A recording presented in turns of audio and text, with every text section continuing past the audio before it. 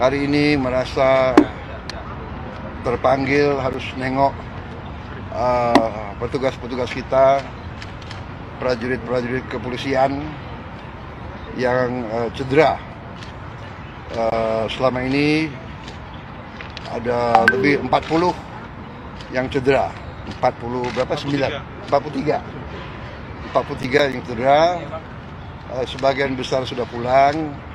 Sekarang masih 17 ada di sini. 14 anggota dan 3 masyarakat. Satu adalah perempuan yang mau ke pasar naik motor, dipatahkan pahanya dan motornya diambil oleh katanya demonstran atau apa. Ya jelas ini perusuh ya. Yang lain ada yang kena. Saya sudah tengok 14, saya sudah tengok 13 di atas. Ada yang berat, kepalanya sampai harus operasi apa itu namanya? Operasi tempurung ya. Operasi tempurung kepala diganti sama titanium. Ada yang tangannya putus dan sebagainya. Alhamdulillah dapat disambung lagi. Indonesia mau nengok yang paling parah, ginjalnya diinjek-injek sampai rusak. Jadi beliau sekarang harus dicuci darah. Ini saya tidak tahu, tapi kalau perlu kita cari transplantasi, ya. Kita cari transplantasi, Kalau tidak bisa diperbaiki, ya. Ginjal ini sangat berat. Saya sampaikan ke Kapolri, saya minta semua petugas dinaikin pangkat, luar biasa karena bertugas di lapangan, membela negara, membela rakyat, ya kan, menghadapi anasir-anasir. Kalau demonstran murni yang baik, justru oleh aparat harus dilindungi. Hak menyampaikan pendapat dijamin oleh undang-undang. Tapi ada ketentuannya.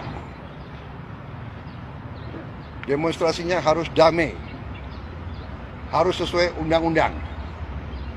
Jadi undang-undang mengatakan kalau mau demonstrasi harus minta izin, dan izin harus dikasih, dan berhentinya jam 18.00. Di banyak tempat saya dapat laporan datang truk-truk, di situ ada petasan-petasan yang berat, yang besar, dan ini anggota banyak kena petasan. Ada yang terbakar leher, ada yang terbakar paha. Bayangkan kalau laki-laki terbakar alat vitalnya. Ya, ini sudah menurut saya udah perusuh. Niatnya membakar. Diketemukan ya truk isinya alat-alat untuk membakar. Dan kita lihat di banyak tempat, gedung DPR, gedung DPRD, ini adalah instansi negara yang menjalankan kedaulatan negara, alat demokrasi, dibakar. Jadi niatnya bukan menyampaikan pendapat. Niatnya adalah bikin rusuh.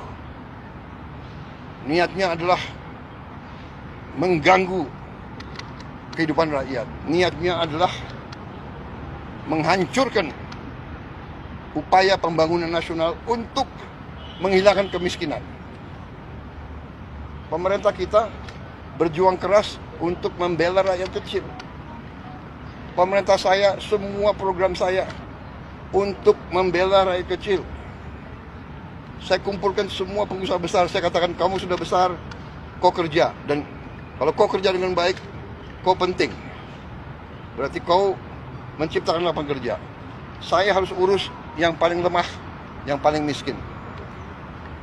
Semua program saya bisa dilihat. Dan sudah mulai hasilnya. Tapi ada sekelompok orang ini yang kita lihat ini terencana ini. datang ke suatu tempat bukan berasal dari situ, mau membakar, mau merusak, dan menciptakan amarah rakyat, menyerang. Ya, jadi ini keprihatinan saya, tapi tidak ada masalah, kita akan tegas. Saya dipilih oleh rakyat, saya punya mandat dari rakyat, saya disumpah menjalankan undang-undang dasar dan akan saya jalankan.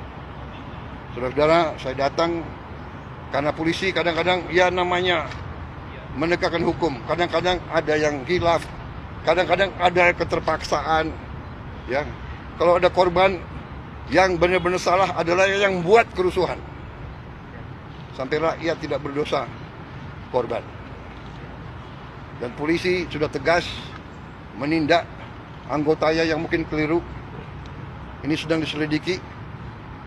Kalau ada kesalahan akan ditindak. Tapi jangan lupa, puluhan petugas yang berkorban.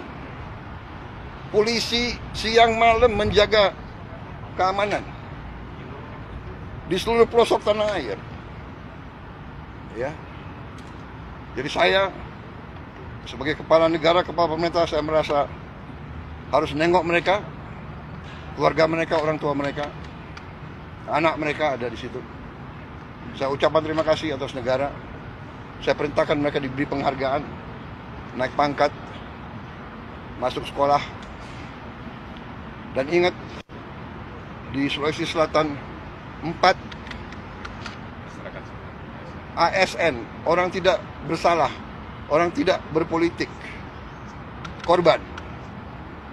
Gedung DPR dibakar. Ini tindakan-tindakan makar ini. Ini bukan penyampaian aspirasi, ya. Jadi semua aparat negara akan selidiki siapa yang bertanggung jawab, ya. Saya menduga kita sudah ada indikasi-indikasi dan kita akan tidak ragu-ragu. Saya tidak ragu-ragu membela rakyat. Saya akan hadapi mafia-mafia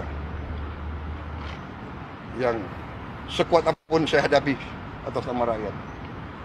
Saya bertekad memberantas korupsi. Sekuat apapun mereka. Demi Allah, saya tidak akan mundur setapapun. Saya yakin rakyat bersama saya. Terima kasih. Kawan-kawan, tadi kita sudah mendengarkan bagaimana situasi terkini dari pemberitahuan Bapak Presiden Prabowo Subianto yang sedang menjenguk kepolisian dari tempat penyembuhan yang dan juga masyarakat yang menjadi korban dalam demonstran tersebut yang masih berjalan sampai sekarang.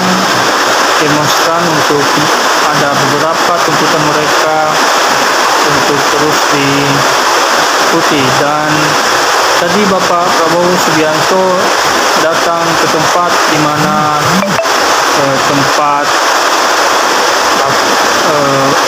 tempat orang yang telah menjadi korban atau juga terluka dalam melaksanakan demo ini.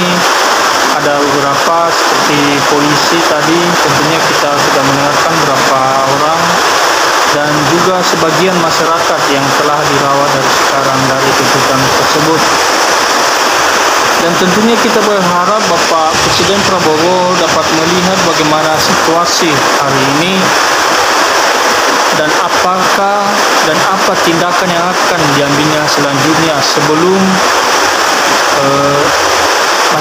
masyarakat ini makin ngamuk atau memanas, dikarenakan kita juga melihat ada